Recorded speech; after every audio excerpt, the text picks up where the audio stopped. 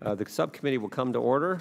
We'll start with opening statements. We want to welcome our guest, and we'll introduce you here in just a few minutes and give you your opportunity for an opening statement and then to questions. But you know how these things typically work. We got to listen to the politicians first before we get to listen to the experts. But we're going to start with the gentleman from Alabama with an opening statement. Then we'll go to the minority side, and then I'll have some brief remarks, and we'll get right to you. So the gentleman from Alabama is recognized. Thank you, Mr. Chairman. Thank the witnesses for being here today. The Supplemental Nutrition Assistance Program, otherwise known as SNAP, offers assistance to millions of Americans who cannot afford nutritional food for themselves and their families. And there are over 45 million Americans who rely on this program. SNAP administers the program. The Food and Nutrition Services administers the program in partnership with state agencies, but nearly all the funding comes from the federal taxpayer. In 2017, we spent over $70 billion on SNAP and other food programs, and with a program of that size and that price tag, it's essential to apply the highest standards of program integrity. The committee has worked to expose a pervasive problem of improper payments in our federal programs. This is an issue that I've paid particular attention to, given that last year we had $140 billion in improper payments, which I like to remind my colleagues that that's money we had to borrow and pay interest on. In fact, improper payments are, as I said, rampant throughout the federal government. It's not just this program. The Office of Management Budget designates SNAP as among its highest risk programs due to the estimated dollar loss through improper payments. The Food and Nutrition Service agent provides state agencies with bonuses for having low error rates and penalizes those with high ones, but that, I think, has not exactly been the right incentive for solving this problem of improper payments. In 2017, state agencies in Virginia, Wisconsin, Alaska admitted to False Claims Act violations for fraudulently reporting low error rates to exploit this bonus system. This committee is working on a better way to incentivize federal employees, federal agencies and programs to report on the improper payments and to try to solve this problem. Combined, these three states had to repay over $16 million in fraudulently earned bonuses, and other state agencies are still being investigated. One of the most frustrating aspects about the program is the lack of data transparency produced from the prior administration. In fiscal years 2015-2016, data quality was so poor in over 40 state agencies that the Food and Nutrition Services decided it could not publish its annual national payment error rate. That's a major problem. It means for a full 2 years, at a critical time for helping those grappling during the recession to put food on the table, the American public was left in the dark. The Food and Nutrition Services has not published a national payment error rate since the fiscal year 2014. If you can't see how bad a problem is, if you don't understand how bad the problem is, you cannot possibly fix it. You can't get to a solution. The national payment error rate for 2014 was 3.6%, which accounts for $2.1 billion in overpayments and $500 million in underpayments. That's what we've been operating on for over 3 years now, lack of data. Today, we may hear how infrequent fraud is in the SNAP program, but perhaps it's not frequent because it's not appropriately measured.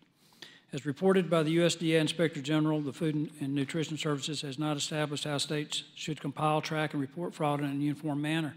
The federal government cannot possibly grasp the scope and frequency of fraud in the program until we figure out how to report it. We also got a problem with the trafficking of SNAP benefits that diverts federal money away from the intended purpose of providing nutritional meals to those in need. Food and Nutrition oversees retailer trafficking, where some store owners have been found to illegally redeem over $1.2 million in SNAP benefits. Just a few weeks ago, investigators concluded a multi-year investigation, Operation Halfback, finding hundreds of people and businesses trafficked almost $4 million in SNAP benefits, some of which went to purchase guns and drugs. We've also noticed loopholes in the Food and Nutrition Services regulations where retailers who have been permanently disqualified from SNAP for trafficking are still in the system. If someone owns a second SNAP certified store, they are still eligible to receive SNAP benefits from their non-disqualified store. So make no mistake, our fellow Americans deserve a helping hand in times of hardship, but waste and fraud take this assistance straight out of their hands and put it into the hands of people who don't need it and who are abusing it. I look forward to hearing solutions from our witnesses today to bring sustainability and integrity to the program. For that, Mr. Chairman, I yield back. I thank the chairman. Will now turn to the ranking member from Maryland, Professor Raskin. Mr. Chairman, thank you so much for calling this hearing, and I want to thank the witnesses for appearing today, too. SNAP is, of course, America's most important anti-hunger program. It reduces poverty and food insecurity and improves health and economic outcomes for more than 42 million Americans, especially children. People receive an average of $1.40 per meal through the SNAP program, and in order to be on it, you have to complete a detailed application and provide documentation on your income, identity, immigration status, and address. Nearly 90% of people on SNAP belong to households with children under the age of 18 or elderly persons over 60 or a family member with disabilities. In my home state of Maryland, over 696,000 people benefit from SNAP. In my district, it's 15,000 households. SNAP allows families to purchase nutritious meals in retailer locations, including farmers markets. This is a program that I think matters to every member of Congress. Americans in every single congressional district benefit from SNAP. I looked at all of our districts, Mr. Chairman, and there are tens of thousands of our constituents who are on the SNAP program. The hearing occurs 1 week before the 2018 Farm Bill is slated for consideration on the House floor. That bill would impose dramatic new requirements that would effectively stop more than 2 million Americans in need from receiving food aid under SNAP. That comes after the House passed a $1.5 trillion tax cut that will give the wealthiest 1% of tax filers $84 billion in 2019 alone. As it turns out, the tax cut recently enacted could finance the entire SNAP program for nearly a year and a half. In fiscal year 2017, the cost of the entire SNAP program was $68 billion. So I find it touching that we can give away billions in tax dollars to corporate investors who don't actually need it and don't have to prove that they're even working to receive their tax bonanza, while at the same time planning to increase work requirements and cut food aid for Americans who are going hungry. I know that some will try to justify cuts to SNAP with allegations of fraud and abuse, and undoubtedly there are corrections that can be made to the 3% of payments that are wrong. More of them, I understand it, underpayments than overpayments. But in fact, SNAP is one of the lowest fraud rates in the government at less than 5%. Over the last several years, the U.S. Department of Agriculture has taken aggressive steps to improve SNAP oversight and to work with states on rooting out waste. USDA has brought down the rate of trafficking to about 1% of benefits over the last 20 years. While all of us agree that waste, fraud, and abuse need to be rooted out, I think there are clearly other places in the government we could be looking. Mr. Chairman, I'll just close on that thought that we had a hearing that found that there were $125 billion in immediate savings that would be available by cutting waste at the Pentagon, and I would hope we'd be able to focus on that too. I yield back. I thank the gentleman. Now recognize the ranking member from Illinois for his statement. Mr. Chairman, thank you so much for holding this hearing. I'd like this committee to help improve how the government serves the American people. We should start by recognizing the enormously important public service provided by the Supplemental Nutrition Assistance Program, otherwise known as SNAP. SNAP feeds 42 million Americans who face hunger and food insecurity. In my own district, the 8th Congressional District of Illinois, SNAP provides meals to nearly 28,000 households. In fiscal year 2014, 69% of SNAP participants were families with children. SNAP is vital to America's low-income children.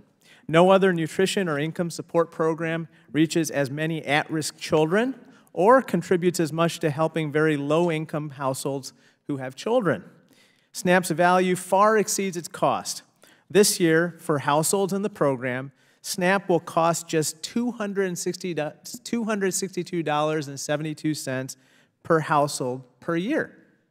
According to the Center on Budget and Policy Priorities, SNAP averages just $1.40 per person per meal. These meals are crucial to sustaining these indigent families. I know what I'm talking about because I have personal experience with SNAP's predecessor, the food stamp program. I came to our country with my family from India when I was 3 months old so my father could pursue his engineering education and our family could embrace all the opportunities that America has to offer. But despite my family's best efforts, it wasn't easy and there was struggle. When my family needed help, thanks to the incredible generosity and goodwill of the people of America and its government, we were allowed to be put on food stamps.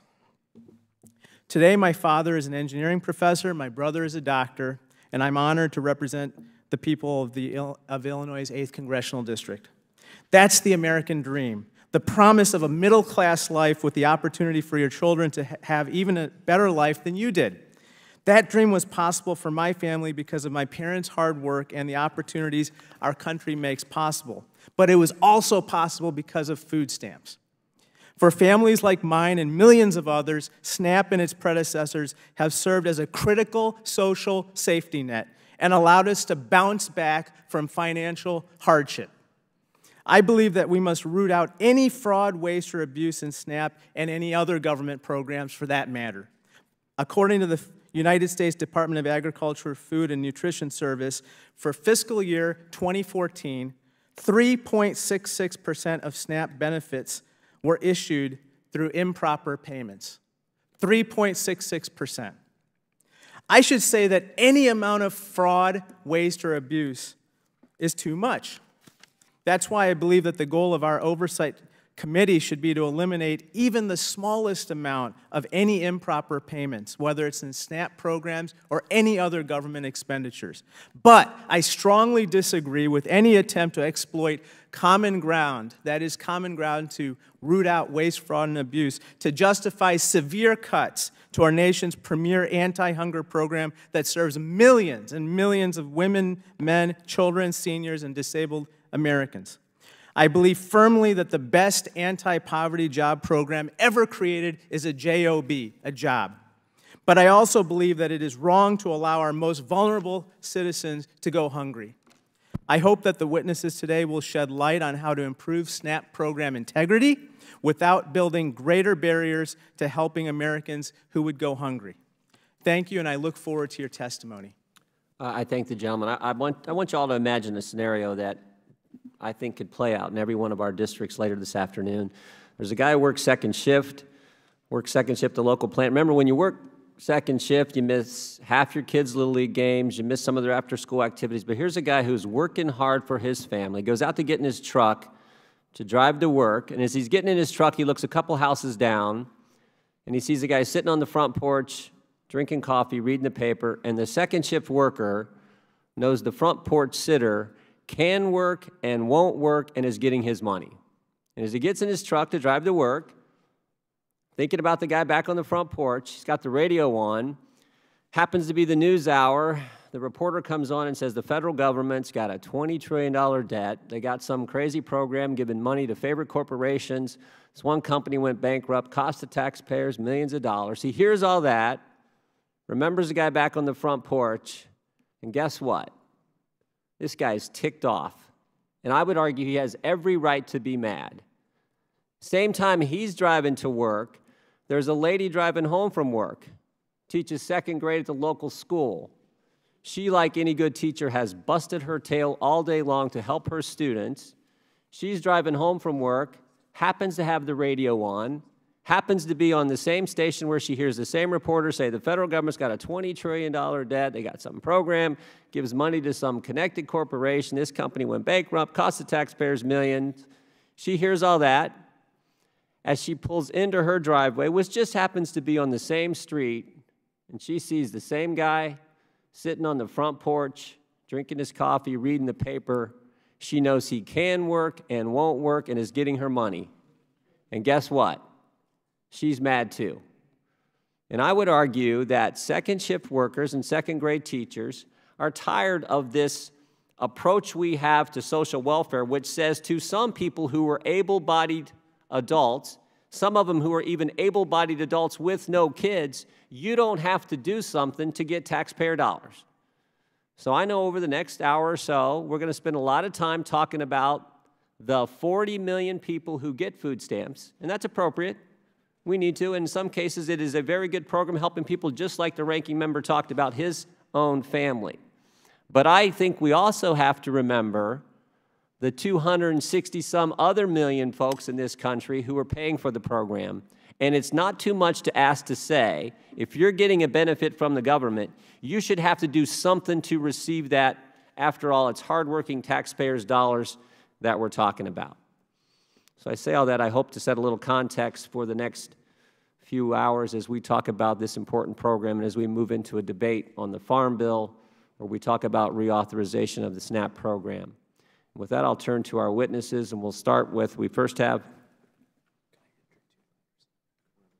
let me introduce our witnesses, then we'll go to that. Let me start with Mr. Brandon Lips, Administrator of the Food Nutrition Service and Acting Deputy Undersecretary of the Food Nutrition Consumer Sciences, Consumer Services, as I'm looking for my glasses, at the U.S. Department of Agriculture. Mr. Lips, we appreciate you being here. We have Ms. Kathy Laren, Director of Education, Workforce, and Income Security at the U.S. Government Accountability Office. We appreciate you being here with us, Ms. Laren.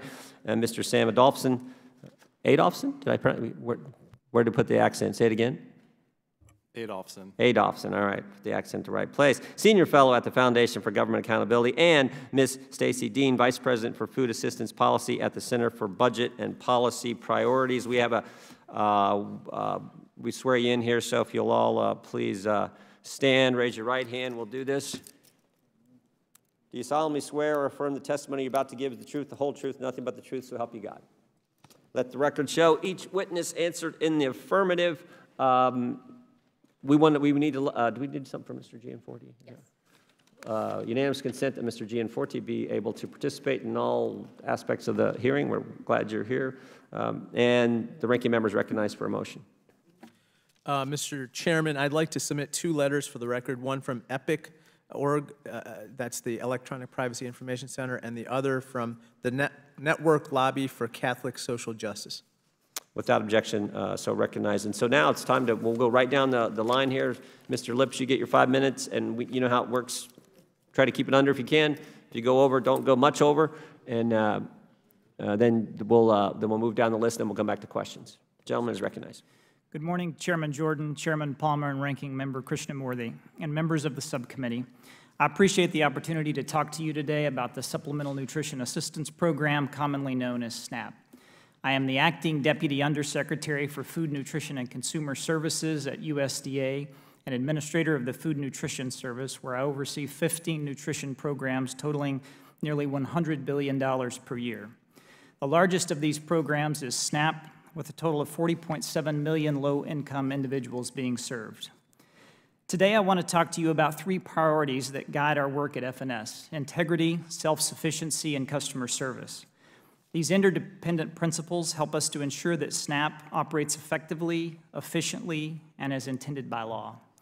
FNS works closely with our state partners to administer nutrition assistance programs that leverage our nation's agricultural abundance. All those involved in these programs at the federal, state, and local level are accountable for the program integrity. In programs of this size, even low fraud rates can translate to billions of dollars in taxpayer money.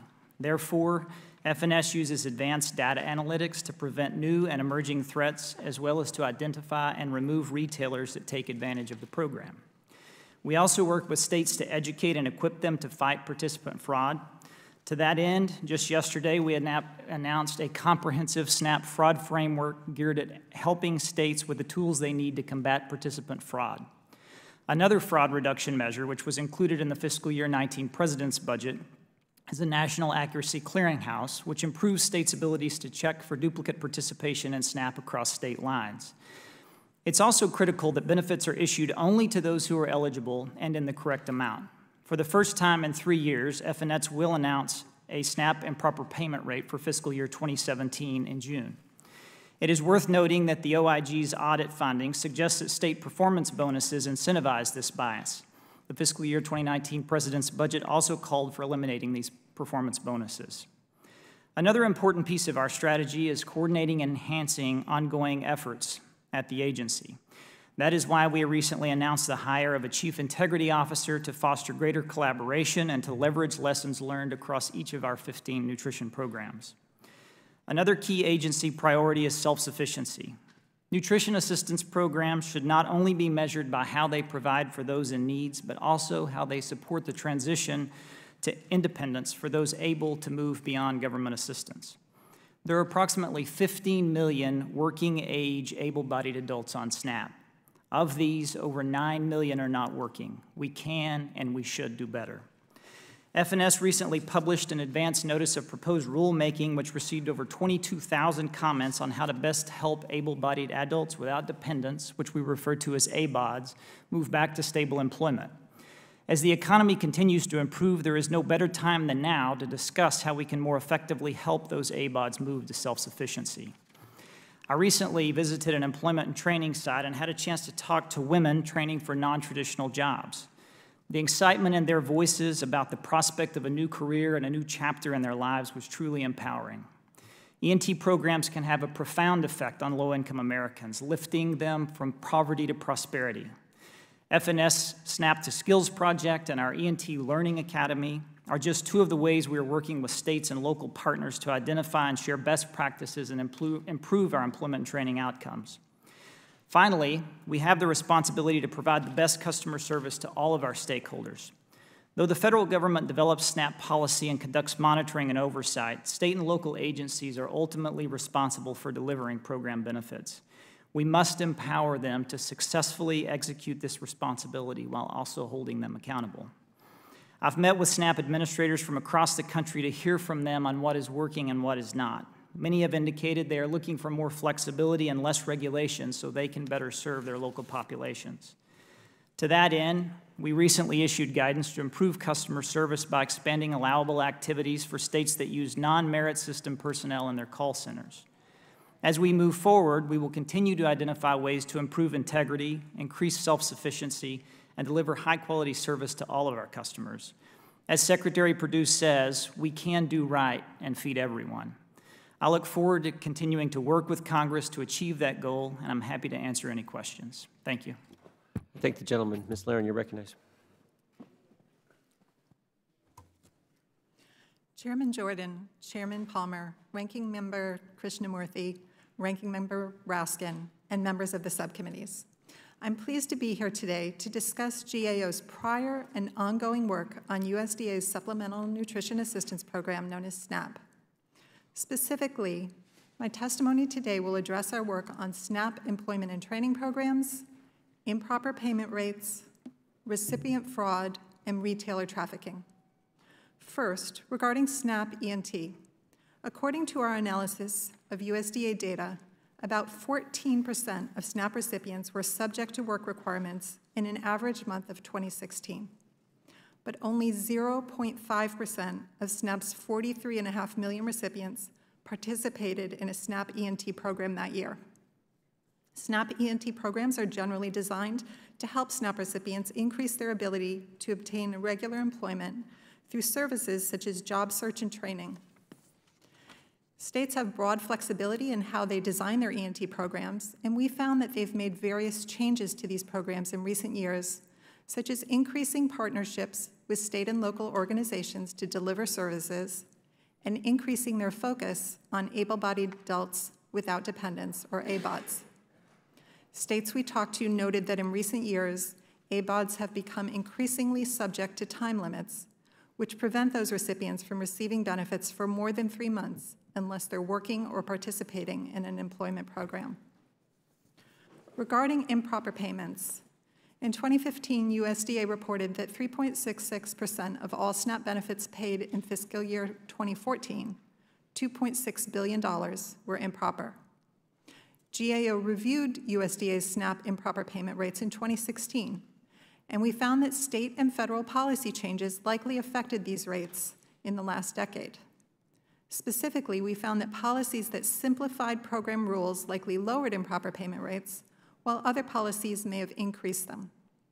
USDA did not report on improper payments in 2016 or 2017 due to data quality issues identified by the department and by the USDA IG. However, USDA has been working with states to resolve these issues and is expected to release new estimates by June 30th of this year. Regarding recipient fraud, in 2014, we reported that states faced several challenges in combating recipient fraud. For example, we found that USDA guidance on the use of data analytics to detect fraud lacked specificity, and we recommended that USDA develop additional guidance. We also found that tools recommended for monitoring e-commerce or social media websites for potential fraud were ineffective. USDA's recently released fraud framework may help address some of these issues. Additionally, we recommended that USDA consider revisiting its financial incentives to better support cost-effective anti-fraud strategies, but the department decided not to make changes to address this issue. Finally, regarding trafficking, in 2006, we reported that SNAP was vulnerable to retailer trafficking. For example, we found that USDA did not have a system in place to ensure that retailers at highest risk for trafficking were quickly targeted for monitoring, and we recommended that they provide earlier, targeted oversight to these stores. We also found that USDA's penalties for retailer trafficking may have been insufficient to deter traffickers, and we recommended that penalties be increased. Since we reported on these issues, USDA has established risk levels for each retailer and proposed rules to increase penalties. However, USDA has not finalized these rules, and as of fall 2017, these rules were considered inactive. In conclusion, many of our nation's most vulnerable citizens rely on SNAP to obtain an adequate and nutritious diet, and USDA has taken some steps to improve the integrity of the program, but more could be done. GAO continues to examine these issues for the subcommittee and looks forward to providing additional information later this year. This concludes my statement, and I'm happy to answer any other questions you have. Thank you, Ms. Laren. Mr. Adolphson. Chairman Jordan, Chairman Palmer, Ranking Member Krishnamurthy, members of the committee, thank you for the privilege of testifying. A couple years ago, I sat in an FBI office in Portland, Maine, presenting suspicious food stamp data to FBI special agents and investigators from the USDA. In my role as Chief Operating Officer at the Maine Department of Health and Human Services, a colleague and I had discovered what we believed was a massive case of welfare fraud. The federal officials agreed, and after a lengthy investigation, Ali Daham, the owner of ARAM Market in Portland, was found guilty of millions of dollars in SNAP and other welfare fraud. Daham, who is also fraudulently receiving SNAP benefits himself, had been trading cash for food stamps in his corner store for years. It is one of the largest fraud cases in Maine history. The Maine story is not unique. There are cases like this around the country, even as some claim welfare fraud isn't a problem or that it is a victimless crime. It is a big problem, and the victims are very real. Fraud steals from the truly needy and traps families' independency. An award-winning fraud director in one Ohio county said he believes the real fraud number is as high as 20%, 1 in 5 cases. When states look for food stamp fraud, they find it. What's indefensible is that many don't bother to look. Too many view federal food stamp funds as free money, instead of as a resource to be carefully guarded. To stop trafficking fraud, where benefits are traded for cash or drugs, we should limit the number of users of an EBT food stamp card, require people to cooperate with fraud investigators, and empower states to shut down retailers that steal benefits. To stop eligibility fraud, those cases when individuals get on food stamps when they're not eligible, let's require real-time reporting, conduct regular checks, and close loopholes. There's much more detail on these solutions in my written testimony. Change needs to happen, that much is clear. But the best way to stop welfare fraud is to get people off welfare and back to work. And not all food stamp fraud happens at a street corner drug deal or in a dingy convenience store. The fraud that harms the most people happens with a government stamp of approval. Abuse of waivers of work requirements for able-bodied adults has disfigured federal law and waived work for millions. So instead of working, able-bodied adults with no kids on food stamps don't work. Despite record low unemployment and millions of open jobs, 3 out of 4 don't work at all. A federal law allows waivers only when unemployment is at least 10% or there are not enough jobs. But there are 1,200 counties and cities where work requirements are being waived, and just 42 of those have unemployment above 10%. Today, there are a record number of open jobs available in the country, 6.6 million open jobs. California is at their all-time low unemployment, and yet they have been granted a statewide waiver of work requirements for more than 800,000 able-bodied adults with no kids. One of these California counties has 2.2% unemployment.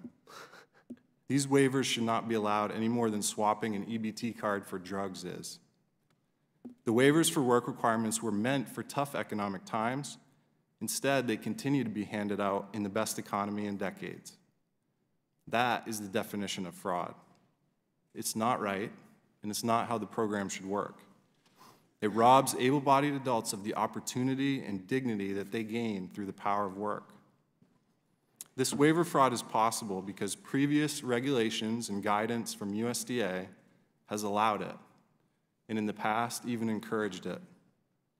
By allowing the use of bad data, old data, and gerrymandering, California and 33 other states waive work for more than a third of the country. It is clear that changes are needed to battle the significant problem of trafficking and eligibility fraud. But the best way to improve the integrity of food stamps is to stop this waiver abuse and move millions of able-bodied adults from welfare to work. Thank you. I'm happy to answer any questions. Thank you, Mr. Adelson, excuse me. Ms. Dean, you're up. Chairman Jordan, Chairman Palmer, Ranking Member Krishnamurthy, members of the subcommittee, thank you for the opportunity to testify this morning. I'm Stacy Dean, the Vice President for Food Assistance Policy at the Center on Budget and Policy Priorities, a nonpartisan policy institute here in DC. I plan to talk about 3 things this morning: the vital role of SNAP, the vital role of program integrity in SNAP, and the likely impact of the pending House Farm Bill on SNAP. First, SNAP. SNAP is a highly effective anti-hunger program. Today, it helps about 40 million low-income Americans afford a nutritionally adequate diet by giving them benefits through a debit card that they can use only to buy food. Benefits average $1.40 per person per meal, and 1 in 8 Americans participate in SNAP, which reflects SNAP's important role in addressing the extensive need across the country. SNAP is an entitlement, so anyone who qualifies can receive benefits. That enables SNAP to respond quickly and effectively to support low-income families and communities when the economy turns down and need rises. So while SNAP enrollment expands when the economy weakens, it also shrinks when the economy recovers. SNAP is also an important work support, helping workers both when they are between jobs and supplementing their low earnings. And that's why looking at the work status of participants at a specific point in time substantially overstates their joblessness. Mr. Lips noted that in an average month in 2016, about 9 million adults participating in SNAP did not have earnings, and we agree with that. But about 4.5 million of them worked within a year, so they were participating on SNAP when they were temporarily unemployed. And of the other 5 million, over a third of them couldn't work due to caregiving responsibilities, and most had working spouses. Nearly a quarter had a disability or a chronic health condition that limited their work, and close to a third were going to school or were not working. Second, let me turn to program integrity. USDA and states take their roles as stewards of SNAP very seriously, and they emphasize program integrity throughout SNAP's operations: participant eligibility, state accuracy, and participants redeeming benefits at SNAP retailers. The authorizing committees have mandated some of the most rigorous program integrity standards and systems of any federal program, and they do provide rigorous oversight of SNAP's accuracy and fraud detection and prevention systems. Numerous measures ensure the accurate assessment of household eligibility during the eligibility determination process, as ongoing checks and reassessment of eligibility. The same is true with respect to the proper use of benefits, an area of fraud prevention and detection where USDA plays a very significant role. These measures are designed to detect and prevent honest mistakes, careless errors, systemic mistakes, and the less frequent problem of intentional fraud. CRS did an excellent job summarizing U.S. SNAP's program integrity and error reduction efforts in a recent report, and a few of its observations bear repeating. First, errors are not the same as fraud. Many conflate the two. Fraud is an intentional activity that breaks federal or state laws, but program stakeholders, particularly recipients and states, may also inadvertently err in ways that can affect benefit amounts. Some acts, such as dual enrollment, could be error or fraud, and it's important to calibrate the response to the cause of the problem. Second, SNAP fraud is rare. According to all available data and reports, the illegal and inaccurate activities that do occur are serious and merit a very serious response. However, they do represent a small fraction of SNAP activity overall. We strongly favor efforts to improve program integrity so long as they are warranted by evidence, are cost-effective, and would not meaningfully impede program access. Third, let me turn to the Farm Bill. Unfortunately, H.R. 2, the Farm Bill that the House will likely consider next week, could reduce SNAP's effectiveness. According to CBO, it would cut benefits to poor households by more than $17 billion over the next 10 years and would cause more than 1 million low-income households with more than 2 million people, particularly low-income families with working families with children, to lose their benefits or have them reduced. It includes sweeping new work requirements that would likely prove unworkable and increase hunger and poverty. The bill would force states to develop large new bureaucracies but do little to increase employment and leave substantial numbers of low-income people with barriers to work, such as very limited skills or chronic health conditions, with neither earnings nor food assistance.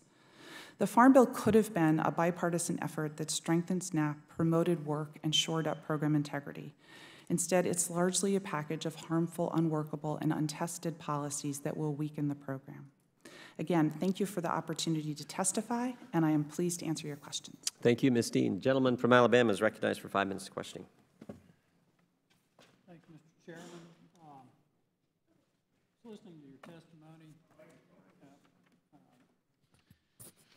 Listening to your testimony, Ms. Dean, and I find it interesting that some of the things you quoted there about how this will harm people to go to work. I grew up dirt poor. I mean, my father had an 8th grade education. He's blind in one eye. And I was able to get out of that situation by working, not by going on a government program. What I want to point out to you is work requirements were implemented in Kansas, the state of Kansas. And I just want to read some of the results. There's Jason, who was previously unemployed, was on food stamps for 4 years. After the work requirements, he got a job and he's earning $45,000 a year. Do you have a problem with that?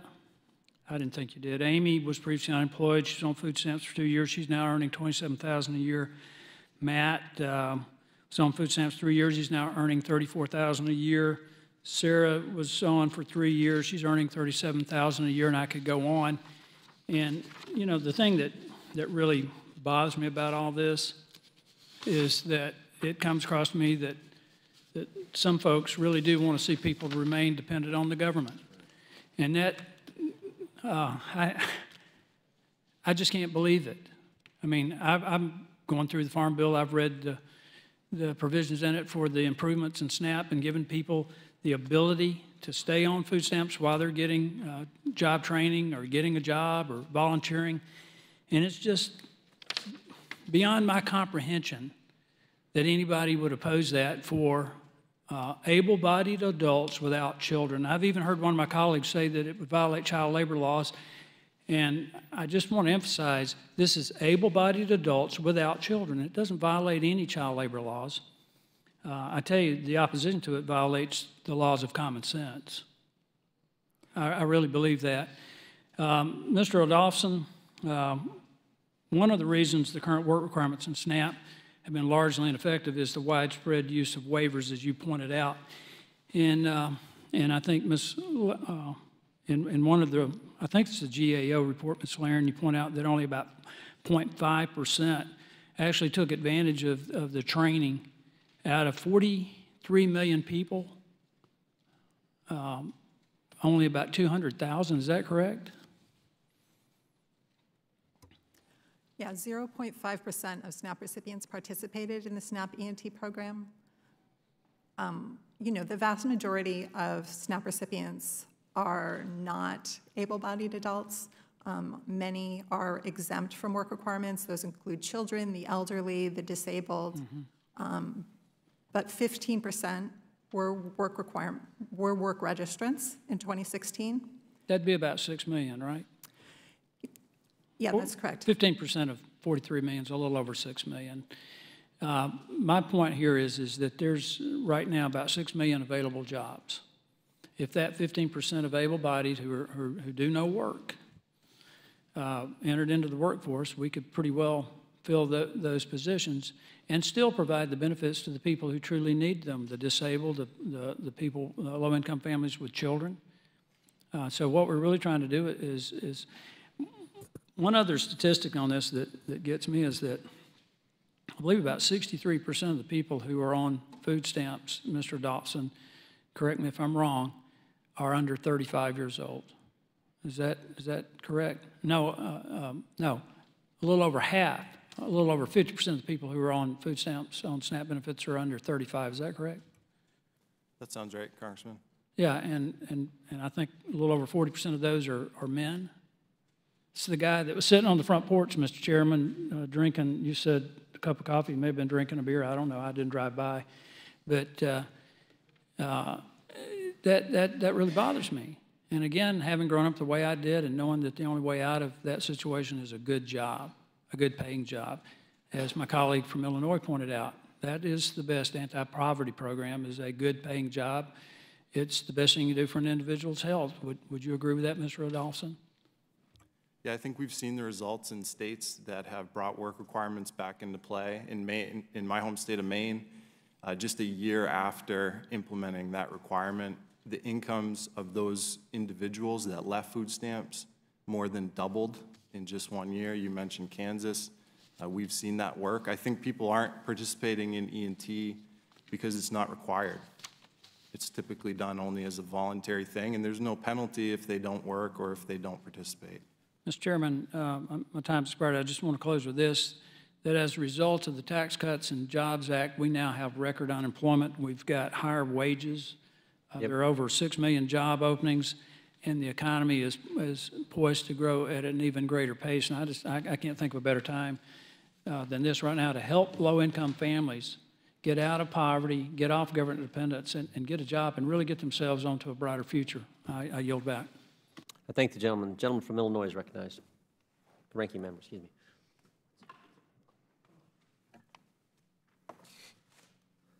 Ms. Dean, hi. Sorry. I think that Mr. Palmer had some points he made, and I think a couple of them were directed toward you. Do you want to respond to any of those? Thank you so much.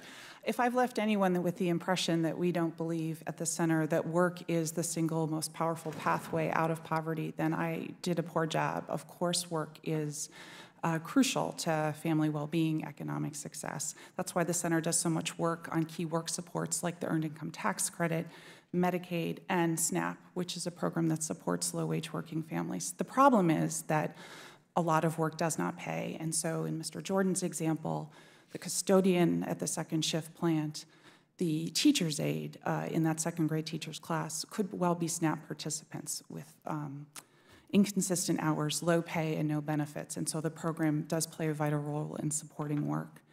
The concern I have about HR 2, and I'll just be brief on this, is that before you even get to the question of the work requirements and whether the services that would be offered would be the quality kinds of things that Mr. Lips talked about earlier, 7 million people would have to file a form every month demonstrating that they were working 20 hours a week or were exempt. So a single mistake, and this is where I think we talk about people getting caught in the net. A mom with a young kid who was sick has to prove that the child was truly sick to the satisfaction of a caseworker. We are suggesting that large, massive bureaucracies can make mistakes and put benefits at risk. So we are putting benefits to families with children and workers at risk, and that is a deep, deep concern. So thank you for the opportunity, and sorry, I should let you get back to your question. So kind of explain to us how, as you mentioned, if H.R. 2 were to go into existence or be passed, that 1 million additional people would essentially go hungry without the food stamp assistance that they would receive. Well, otherwise, I want to be careful about going hungry. It's a important and powerful term. I think we believe without food assistance, absolutely hardship will increase, and families would be at risk. In the case of CBO does say, for example, 400,000 working families with nearly 1 million people would be terminated from food assistance under the bill, which would force states to, or would repeal an option that states have to extend the program. That's just making their lives more precarious. And in the case, you're an example of a child that benefited from ensuring steady, stable nutrition during key developmental years. and I think that's one of the fundamental issues here, which is that children are in so many of these families that receive this SNAP assistance through no fault of their own, through nothing that they had to do with a mistake on paperwork or bureaucratic errors or anything like that. They may go without the essential food assistance that they have come to rely upon. Is that fair to say?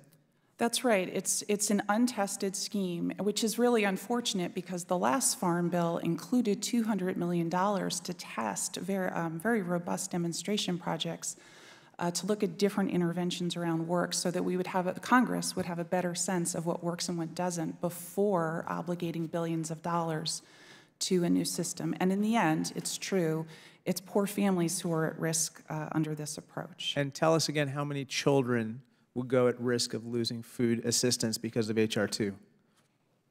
I'm sorry, I don't have that number at the ready, but a significant share of the 2 million are families with kids. I understand. Ms. Dean, your testimony discussed the positive impacts that SNAP has had in reducing hunger and poverty in our country. Yet, I've also heard people say that our investment in anti-poverty programs such as SNAP has not had any impact on reducing poverty. So can you kind of help us understand the discrepancy in these perspectives? Oh, it absolutely has. The official poverty measure doesn't include the value of income transfer programs like SNAP, but so that's why the Census Bureau recommends using an alternative measure, the supplemental poverty measure, which adds it back in. And when you add the value of transfer programs, SNAP lifted for the most recent year available more than 8 million people out of poverty, 4 million children. So poverty experts agree it is totally appropriate and preferable to include the value of transfer programs. And when you do that, you see the powerful impact that the safety net has on addressing poverty. Thank you, Ms. Dean. Thank you. I yield back. I thank the gentleman. The gentleman from Tennessee is recognized. Mr. Desjardins. Thank you, Mr. Chairman. Mr. Lipp, you mentioned in your testimony that SNAP is intended to support the transition of able-bodied adults to stable employment. Would you agree that there's a lack of available data from USDA in regards to the amount of time individuals actually receive the benefits? Yes, sir, Mr. Desjardins. We have some data on that, but it's mostly survey data. We don't, at the national level, have accurate data held on that. Okay, so would you agree then that it would be very difficult for us to judge the effectiveness of the program at transitioning people off of welfare if we don't even know how long they're on the program? Yes, sir. I think the more data that we at FNS are able to have, the better we can serve recipients. How do we fix that? I think we need to make sure that we can have access to that type of data. States need to be measuring when people are moving on and off of work. Ms. Dean added some follow-up to my statistics on the number of people not working. I don't disagree with those, but I think part of the problem is that so many of these individuals churn on and off work. And the employment and training program is about helping people find long-term stable employment, and that's what we should be measuring on these people. Okay. States currently receive bonuses for meeting the minimum requirements for administering the program. Is that correct? That's correct, yes, sir. Okay. Do you also think that these bonuses may incentivize states to potentially falsify the records to become eligible for these bonuses? And how much are these bonuses? The OIG did suggest in their investigation that that was a factor in what states did. The bonuses are $24 million a year. To all states or? To states. I believe we give them to 8 states with the best error rates and a couple of additional states on improved error rate. Okay, so they're actually sending money to these states for doing a good job of signing people up to the program? For processing them well, yes, sir. It is often reported by states that their error rate is extremely low or even zero. Would you agree that it's important to point out that under current law, the threshold for errors is actually $37? Yes, sir, that is important to know in calculating what the error rate is. Do you think that should be changed? I think it's important that we accurately report what the actual errors are and what people judge that to be, yes, sir. Okay, so if the threshold is $37, can you speculate how much money may be being overlooked? I can't speculate that on exactly, but if you consider that the average benefit is $123, I believe $37 is a significant percentage of that. Yeah, I would agree. Mr. Adelson, you mentioned in your testimony something known as broad-based categorical eligibility, or BBCE. As I pointed out earlier, we have an extreme lack of data when it comes to SNAP recipients. Would you agree that broad-based categorical eligibility, which waives the asset test, is a contributing factor? Yes, sir. Since we don't collect assets at all, you have a limited view of income and resources available to a household. Okay, can you go into some more detail on additional problems associated with the BBC? Sure. The broad-based categorical eligibility relies on a gimmick where states convey a TANF-funded document, usually a brochure, to a recipient, making them eligible. So by handing them a TANF-funded document, and some states don't even actually give it to them, that confers automatic eligibility on them and waives the asset test. It also allows their income level to be much higher than traditional eligibility. And that kind of cheating the system? I believe it is, and unfortunately, increasingly large percentage of cases are found eligible through that door. I believe it's over 65% at this point. Would you say it's possible that some of these programs that are cheating the system are also the states where these performance bonuses are going? That is fair to say. I do know the current version of the Farm Bill eliminates broad-based categorical eligibility as well. Right, I agree. As you point out in your testimony, there's quite a bit of confusion when it comes to who faces a work requirement for SNAP and who is exempt, which often leads to states not appropriately enforcing work requirements. Would you agree that instead of several confusing categories, it would be more effective to simply have one category of work-capable adults from age 18 to 59, with exemptions being for those who are pregnant, mentally or physically disabled, or guardian of a child under age of 6? Yeah, without a doubt, all able-bodied adults should have a requirement in place, a work requirement. And I think that's an issue that over 80% of America agrees on, whether you're Democrat, Independent, or Republican. So I think that that's a winning issue, and I yield back my time. I thank the gentleman. We now recognize the gentlelady from New Jersey for her 5 minutes. Thank you, Mr. Chairman. I agree with everyone that every able-bodied person in this country who has the skills and the opportunity and is free of discrimination should be working, and that the work that they have should pay a living wage so they don't have to supplement it with any kind of government assistance. I recognize that SNAP costs $1.40 a meal.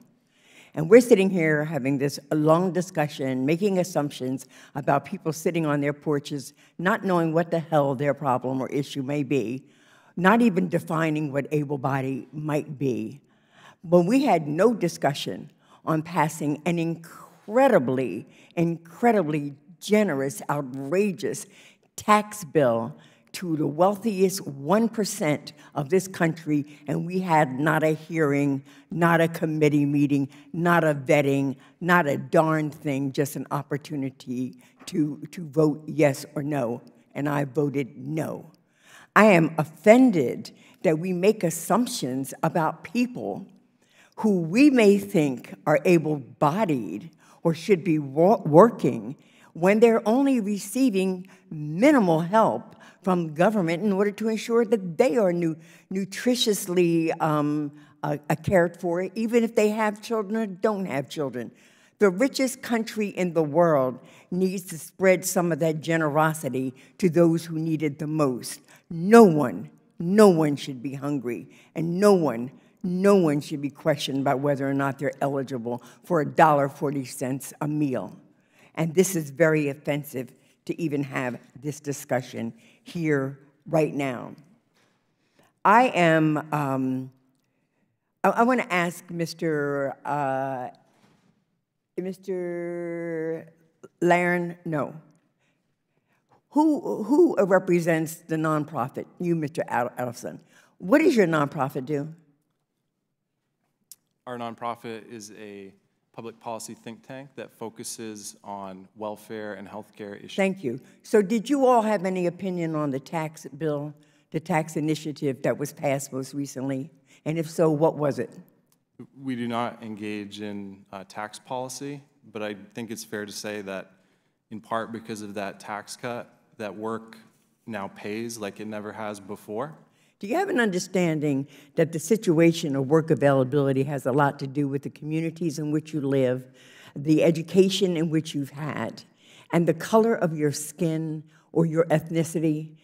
We are having this Pollyanna discussion as if there's equality in this country. There's never been equality in this country, and inequality is at its absolutely highest level right now. So I am particularly offended to sit here and listen to either my colleagues or those who are testifying to suggest that there are people who are gaming a system at $1.40 a meal when 1% of this country has gamed an entire economy. Ms. Dean, I want to thank you for the work that you do and for the information that you have shared with us. I know you must agree that there needs to be better monitoring devices to ensure that those few who shouldn't receive these benefits don't receive these benefits. Do you have anything you'd like to contribute along that line? Thank you for the opportunity. Actually, I've had, 2 years ago, I testified before a different set of subcommittees, as well as the House Agriculture Committee. We've suggested that states be given better access to some of the kinds of data systems that were built for health coverage, healthcare.gov. The HHS has a big data system that we think would give states quick access when they're talking to someone to verify what they're saying. We do support the proposal to create a national accuracy clearinghouse. We just have serious concerns about the way it's been proposed in the Farm Bill. I think also an increase in resources for fraud investigators, both at the federal level and at the state level, is a welcome idea. Unfortunately, the Farm Bill didn't do that. May I jump in on one point that was raised? If you do it really quickly, because I have a question for Ms. Laren. I do want to just raise a point about the success that's often been touted about Kansas and Maine. I do think that often what is reported is what happened after the intervention, but there's no actual comparison data relative to what we would have seen in the absence of the intervention. When you compare employment and earnings rates post-intervention to a year prior, there is virtually no difference. And I think that's really crucial in an evidence-based environment to not pursue an approach without a robust assessment of the facts. Thank you so much. Ms. Laren, I guess you're best to answer this question. You said that there's a certain percentage of these improper payments that were made. What percentage was that, and what percentage of those were determined to be fraudulent payments as opposed to improper payments? Yeah, improper payments and fraud are two completely different things, right? I'm not sure everyone does, but I know that. Yeah, so improper payments occur when a beneficiary either gets too much or too little, less than... So what percentage, I'm asking a really specific question here, what's your knowledge of the percentage of the that are improper, and of that improper, what percentage are actually fraudulent payments? We do not know. The only fraud rate that USDA measures is retailer trafficking, which does not cover recipient fraud. So we have no idea what the recipient fraud rate is. My time is up. I yield back. Thank you very much. I think the gentleman from North Carolina is recognized for 5 minutes. Thank you, Mr. Chairman. Under the Obama administration, welfare recipients went from, or SNAP recipients went from 28 million to 44 million. That's a 64% increase. The population under that same time increased by 6%. Ms. Dean, how do you explain that? What would be your reasoning for that kind of spike? I have two reasons. First was the extraordinary economic downturn that occurred as the Bush administration was ending and the Obama administration was beginning. That was the primary driver of enrollment. But the second is that the share of eligible people was on the rise. So the program now serves, I believe, over 80% of eligible people relative to fewer than 75. So okay. Even if the economy improves, the program will be serving. What is the plan to transition off such a program? I mean, do you have a plan or thought about how you would transition people back into the work environment? I think what we have now, which is a growing economy and low unemployment rate, is the best path. Well, we have in our community many others, many wages starting at $13 to $15 an hour, and it's a problem to find people because of the level of some of these government benefits. My friends like to make this a humane argument, but what is humanitarian about keeping people trapped at this poverty level boggles my mind. I think we have failed the American people when we began to perpetrate the idea that by adding people more to a program somehow creates its success. Our ultimate goal would be how do we transition people off the government entitlement programs such as SNAP. Obviously there's kids and there's family situations who we want to back up and support, but for the many people, the able-bodied adults, the people that we're talking, it is a God-given, created ability that many people have different skills and uniques and talents. And when we put up roadblocks, to me, that is a travesty to be able to encourage and to motivate people back into the workforce. If I may, Mr. Lips, I'm sorry, I don't have time to respond right now. If I do it, then the question, I'll come back to you.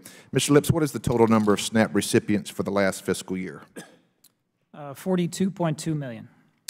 And what is the total estimated cost of benefits for those recipients? 63.7 billion. Okay, for that large of a population, I'm sure that USDA and or maybe FNS has ways to prevent improper payments. Are there any methods or programs of identifying improper payments within USDA FNS? Yes, sir. FNS provides a lot of technical assistance to states, and they have a lot of training programs on their own. Our quality control system is our measure of how well we're doing in improper payments. Can you describe the current process or program by which the payments are identified? Yes, sir. So the quality control process is the issue that we did have a problem with states inserting bias into the process in years past. Prior to my arrival and continuing now, FNS has done a great job of revising that process both at the federal and state level so that we will be able to report an error rate to you this year. OMB recently tried to address the issue of improper payments with the National Accuracy Clearinghouse, the NAC, in Alabama, Florida, Georgia, Louisiana, and Mississippi. Has this program resulted in any significant reduction in dual SNAP participation? Yes, sir. It was only tested in a few states, and so, on the size of 40 million recipients, it's difficult to say what's significant, but we think that any ability to root out fraud in the program is significant, and so we did recommend in the President's budget that this be expanded nationwide. Very good. How do you compare this to the current Paris system? The National Accuracy Clearinghouse provides a lot of opportunity that Paris does not. Paris is not a real-time check on dual participation, and it has some other issues that can be fixed. Fair enough. Thank you. If adopted, does FNS have an estimate for total savings across a 10-year period using the NAC, or the National Accuracy Clearinghouse? Yes, sir. Our estimate in the President's budget was roughly $1 billion over the baseline. And I gave my word to Ms. Dean that I would come back if I had an extra question. I want to honor that. But let me preface it by saying this. Republicans are trying to be presented here as non-compassionate. I've spent much of my life working in the inner cities of Cleveland, New York, Baltimore. This is about hope, not judgment. This is being able to help families and people find a way to fulfill their God-given gifts and skills and talents, of which we are all uniquely created. That's why we're passionate about this. How do we help? How do we transition this without continuing to create more and more government systems and adding millions and million people on those roles? I want to yield back. I've got 30 seconds. I'll yield that time back to you. I just wanted to say I think the true measure of success is no food insecurity and no poverty. We tout enrollment in SNAP as I guess a step along the way to that because it is so successful in addressing hunger and food insecurity. But the goal is a country without those two problems. But when we see a spike from 28 million to 44 million, 64%, that ought to trouble us, not encourage us to say, hey, we're serving, as we've heard today, we're serving the American people. For able-bodied adults, there's a better way, and we must work to find it. Thank you, Mr. Chairman. I yield back. Thank the gentleman. The professor from Maryland is recognized. Mr. Chairman, thank you very kindly. First, I just want to say that I agree that all able-bodied Americans should be engaged in productive work and not sitting around all day tweeting or filing bankruptcy or watching TV. And as Chairman Jordan points out, that can get the rest of the population very angry to see people who are not participating in a meaningful way in the workforce. Now, the premise of some of the questions seems to be either you're collecting SNAP benefits or you're working, and that puzzled me because I always thought that working people could get SNAP benefits if they were otherwise eligible. Ms. Dean, can you clarify that for me? You are absolutely correct, and unfortunately, too many jobs pay too little or offer too few hours, and so we have millions of people who qualify for SNAP. About of the working age folks on the program, I think 65% include a worker. Of the able-bodied definition. All right, so I want to be clear about that. You're saying nearly 2/3 of the people who receive SNAP benefits are able-bodied working people who are in fact working, but not making enough money to support their family in a way to avoid food insecurity. Within that able-bodied age group, and the number's even higher amongst families with children. And of course, if you look whether they were working before or after on SNAP, it's even higher. SNAP is there both as a form of unemployment insurance and a low-wage supplement. So again, when thinking about work interventions, it's important to think about who are we targeting. An individual who will rapidly re-employ within a month or so on their own, and therefore spending money on expensive training might not be the best first solution. Is it someone who actually needs more robust intervention, or is there something else going on? Yeah, so, but I was moved by Chairman Jordan's instructive example at the beginning of two people going off to work, the third person sitting at home, watching TV, tweeting all day, whatever, and those people feeling uncomfortable or irritated about it, but in fact, because of the work requirement, that person's likely to get in trouble if they're really ripping off the system. If everything's working right, it's more likely that one of the two going to work could be using SNAP benefits for their family. Is that right? I think I gave the example of other folks in their workplace who might be earning lower wages and would benefit from the program. Yes, absolutely. Okay, but in any event, it's misguided for us to think of the collection of SNAP benefits as somehow opposed to work, when in fact, as you're saying, a majority of the people collecting SNAP benefits are working. Yes, you're correct. Okay. So, Mr. Adolphson, let me just ask you quickly, do you think that Americans have a strong work ethic?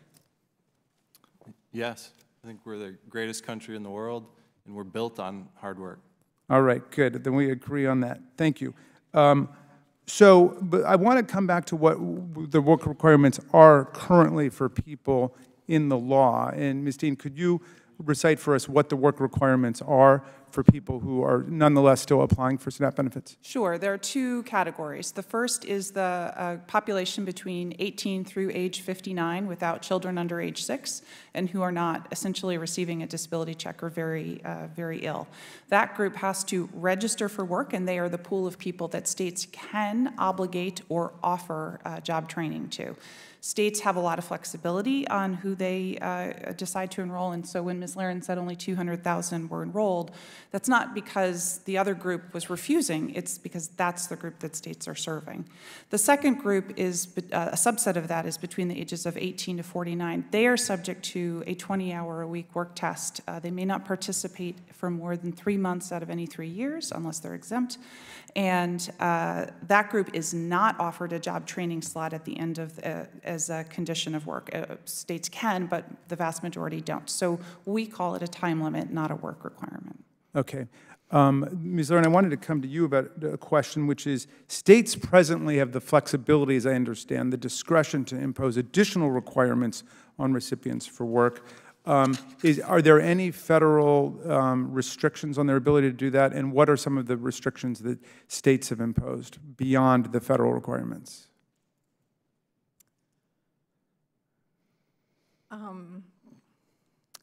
Yeah, I'm not familiar with okay. individual state. Okay, I can research that separately. Ms. Dean, let me come back to you. But I don't know, I know that your think tank has worked on tax policy, and I've been able to benefit from that. Were there any work requirements imposed on the big tax bill that gave hundreds of billions of dollars to wealthy investors Did we require them to prove that they were actually working the way we require under the SNAP program? I'm not an expert on that subject, but I believe the answer to that is no. They could be collecting the income passively through corporate dividends and interest and so on. I yield back, Mr. Chairman. Yeah, but it's their income. I mean, that's sort of a fundamental difference. It's not the taxpayer dollars getting funneled to the government. Mr. Adolphson, let me just run through some basics here. What's the food stamp overall SNAP program population today? What's that number? How many people? 42 million. And is that increased or decreased in the last decade? That is increased. Increased from what to what? Do you know the numbers? 17 million in 2000 from 28 million in 2008. Significant increase, right? How about in dollars? What are we spending on it right now? It's been as high as nearly 80 billion. It's at about 70 billion right now. And it was maybe, what was it before? Less than half of that? Less than half that. All right. And then how many of that 42 million are in this category we keep talking about, able-bodied adults? 20 million. 20 million. And of those 20 million, how many are not working and yet still receiving the benefit of that 20 million subset?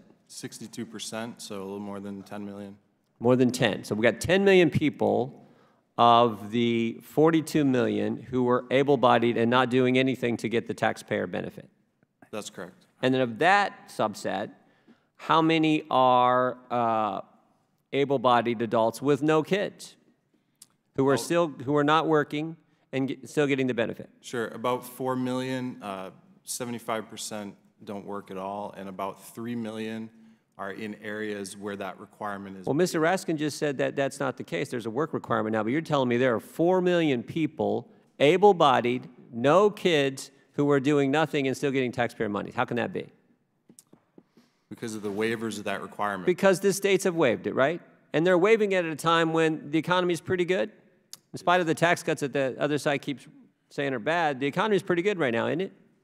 It's very good, and there are a lot of... What's the unemployment rate right now? Under 4%, I believe. Isn't it that like the lowest it's been in like 18 years? 15 states have their all-time low unemployment. All-time low. And yet we still have 4 million people with no kids, able-bodied, who could sit on the front porch and drink coffee and read the paper while everyone else is going to work, right?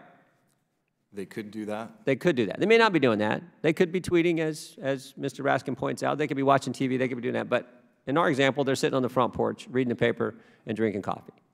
Yeah, the average American male spends 21 hours a week watching TV or playing video games, and we're asking... Wow, I didn't know there's that much sports on TV. That's amazing. Okay, so now, and all we're saying is that group, those 4 million, should probably have to do something to get taxpayer dollars. That's all we're saying, right? That's correct. And what's the average length of time someone is on food stamps today? How long are they on? Just take the general population. The overall population, about 7 years. 7 years? How about that 4 million who are able-bodied with no kids who aren't working? How long are they typically on? For about 20% of that population, it's the same number. 7 years? So we got able-bodied people with no kids getting something from the taxpayer, not having to do anything, and they can do it for 7 years? If there's no work requirement and they don't go back to work. Would you support not only a work requirement, would you support a time limit? Like saying, you know what, if you're an able-bodied adult, we're going to help you do some kind of job training, some kind of work requirement, but if you're not willing to engage in that, there is a limited amount of time we're going to let you live off the taxpayer, not live off the taxpayer, get a benefit from the taxpayer if you're an able-bodied adult not willing to work. Yeah, that type of time limit has been very effective in the cash assistance program. Mr. Lips, would you support a time limit? Mr. Chairman, we don't. Mr. Chairman, we'd be happy to have a discussion with you about that. The administration doesn't have a position on that at the moment. Ms. Dean, do you support time limits? No, and I believe the numbers Mr. Adolphson quoted include senior citizens and children. The average length of time for, say, someone who's 65 and a low fixed. But he also said, I asked him that general question, but I also asked him about the 4 million who are able to work, who are in the category of 18 to 59. They already face a time limit, 3 months out of 36, unless they live in a waived area, which covers about 1/3 of the country right now. Well, unless they lived in a waived area, it's kind of a big exception. Correct. Yeah, a huge number of the population. So I guess, are you for a time limit for everyone? Not just. Absolutely not. And do you believe, Ms. Dean, do you believe deadlines impact behavior? With my kids, that's for sure. Yeah, with everyone. They certainly do with Congress. Congress couldn't get anything done if there wasn't a deadline on something. So deadlines always impact behavior, but somehow we can't have that for people receiving a benefit from the taxpayer. It can't be a deadline? I don't think the jobs that are available today are paying or delivering. You got to come to the 4th District of Ohio, because I guarantee you they are. I know what it's like. Every single employer I talk to is looking for someone. There's help wanted signs in every single business, and many of them pay very well. And frankly, what employers are most looking for is someone to show up. And if they'll show up, they'll give them the training to get a job that does pay a lot more than the, what was the example you used, the custodian worker at the school? A lot more than that. But I think that's an area where perhaps you and the program Mr. Lips mentioned and I have an agreement, which is training that is offered to help bridge the skills gap and to give employers the employees that they want, I think is something that would be terrific. Mr. Adelson, I got just a few seconds here. Is there an asset test for people who get food stamps? Generally, no. Generally, no. So just to sum it up for the taxpayer, we've seen a doubling, more than doubling of the food stamp population in the last decade, from 30-some billion to close to 70 billion in spending. Of that, 42 million who are in the food stamp program today, 15 million are able-bodied, 15 to 20 are able-bodied adults. Approximately 10 million able-bodied adults who aren't working, and 4 million of those have no children. And yet they can stay on the program potentially 7 years, and we don't even ask them what kind of assets they have in place. Is that all fair? That is fair. That's why we got to change this program. With that, I recognize the gentleman from California, or we got to go to this side, then we'll come back to Mr. Groth, and the gentleman from California, and then we'll come back to the gentleman from Wisconsin.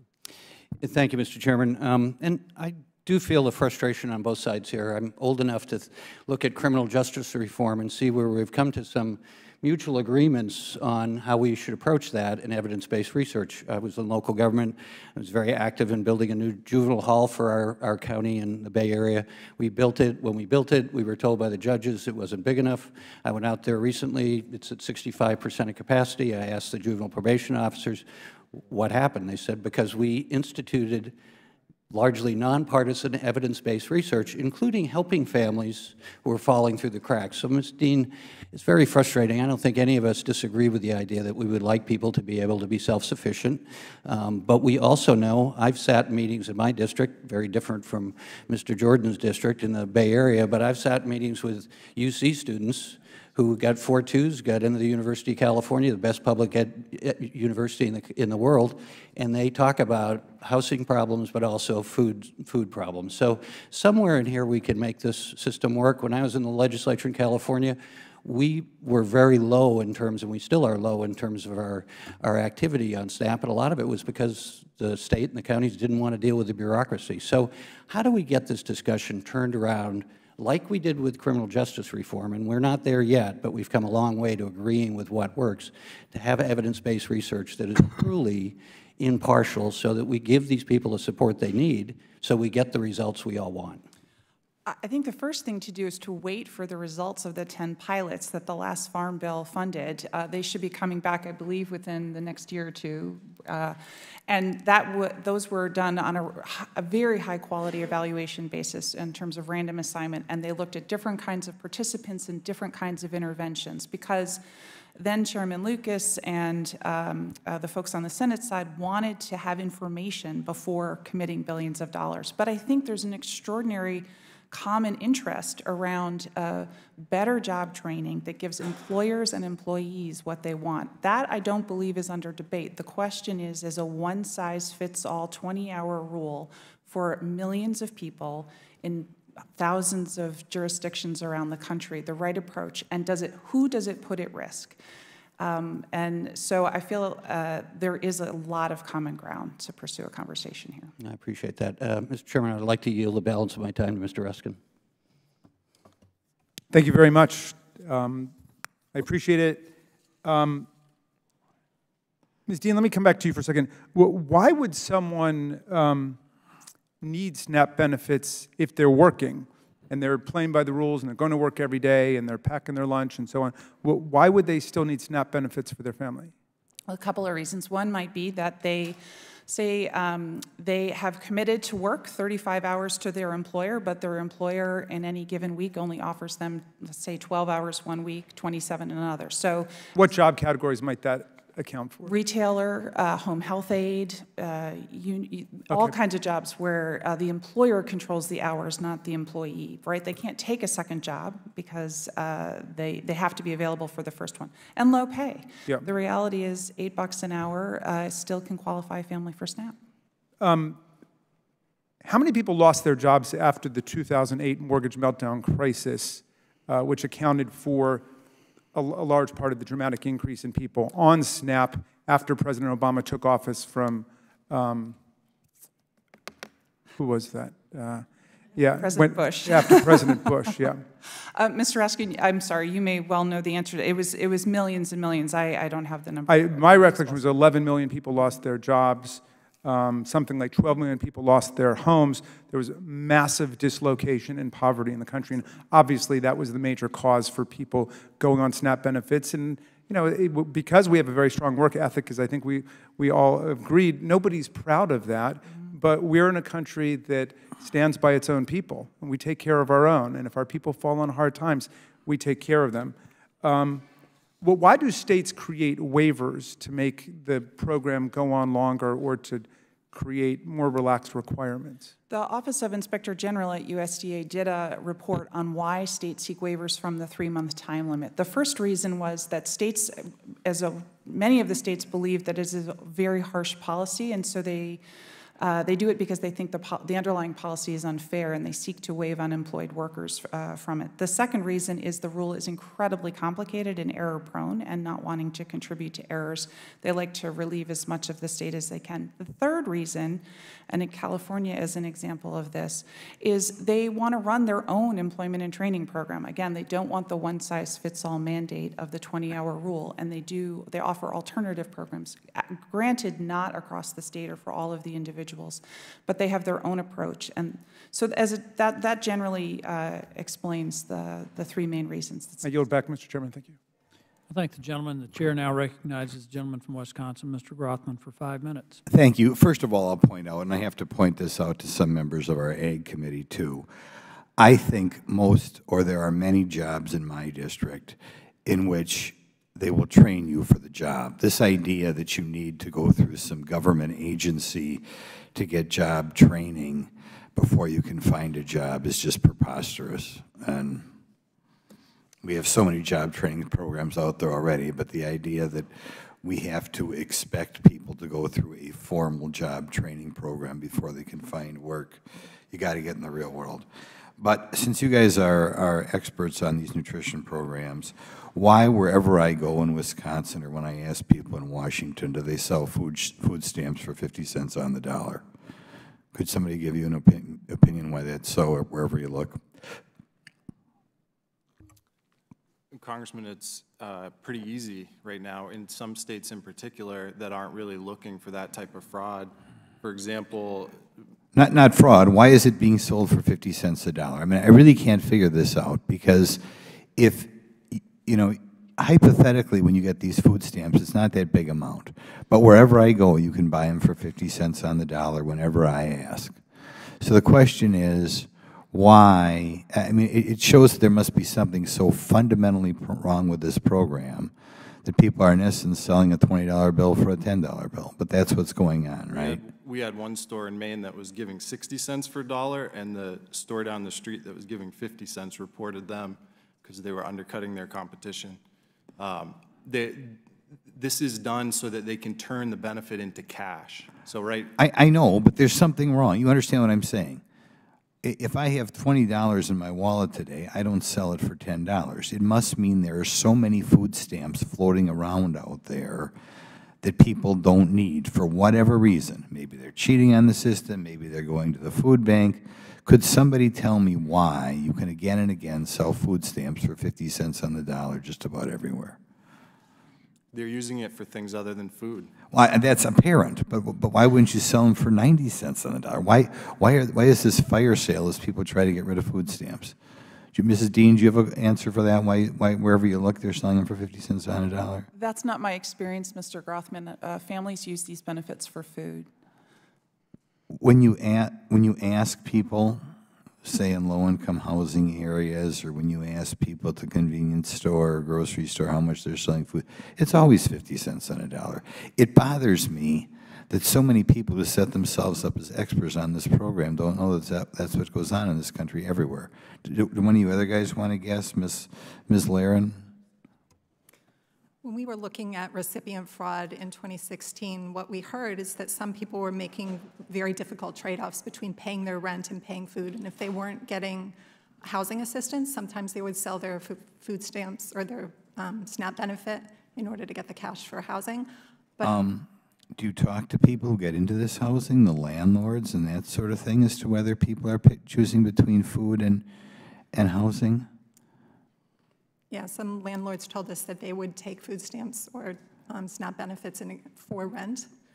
There are some people who are making those decisions. But I would strongly suggest you guys get out and talk to more people. But I'll give you another problem we have out there right now.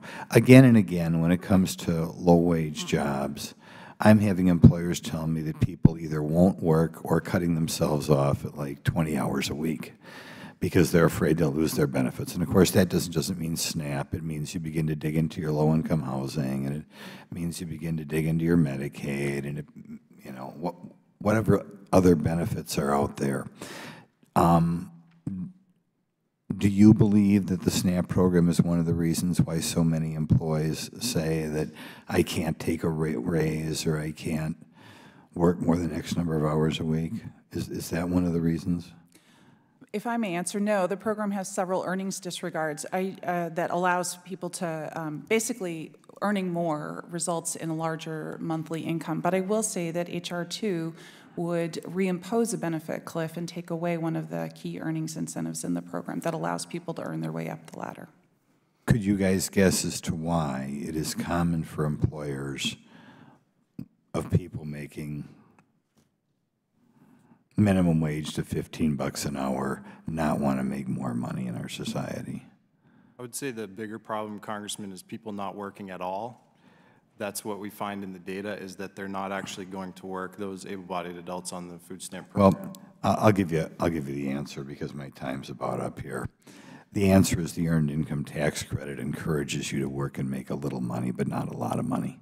That's why so many people want to make some money, but not too much money, because when you make too much money, you lose not only your other benefits, but you lose your Earned Income Tax Credit too. But there's your answer.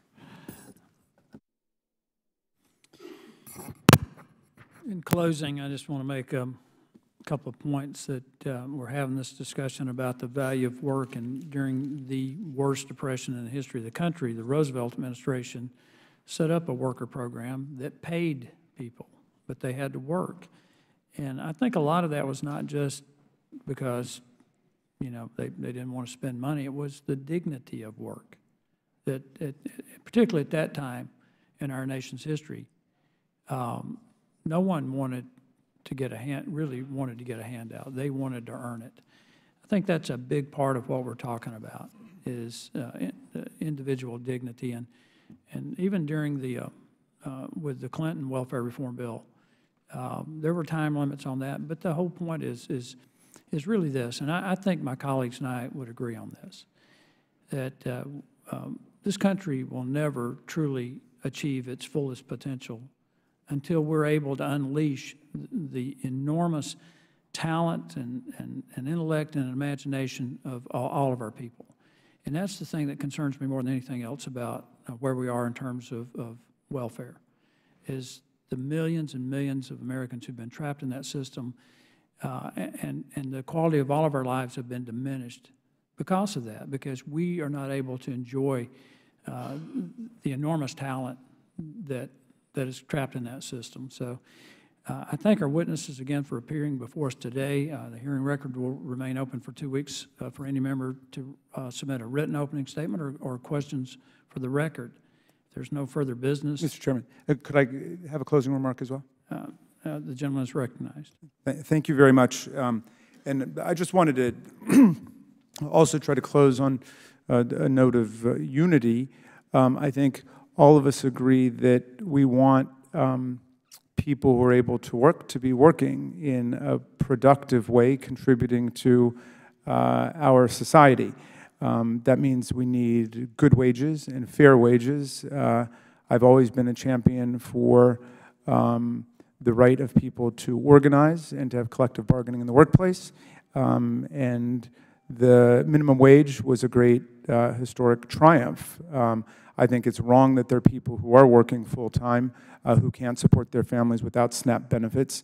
But I think we've got to look at that as a key part of the equation of reducing SNAP payments to make sure that everybody is making not just a minimum wage, but a living wage. And finally, I would hope that this whole discussion about the Farm Bill and about SNAP does not take us into an area where we're denigrating the work ethic of the American people, who I think are the hardest working people on earth. And we are a people that's committed to supporting our families, but we're also a people that's committed to supporting one another through the ups and downs of the economy. With that, I yield back to you, Mr. Chairman.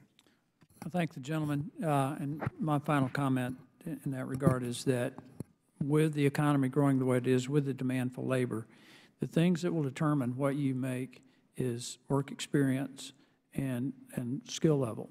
And I really believe that we're on a path to help people achieve higher skill levels, better education, and once we get them into the workforce, to be in a position where they can earn a livable wage. And I don't want them to just earn a livable wage, and I don't think my colleagues want that either. We want them to prosper. And the key to that is to be able to work. If there's no further business, without objection, the subcommittee stands adjourned.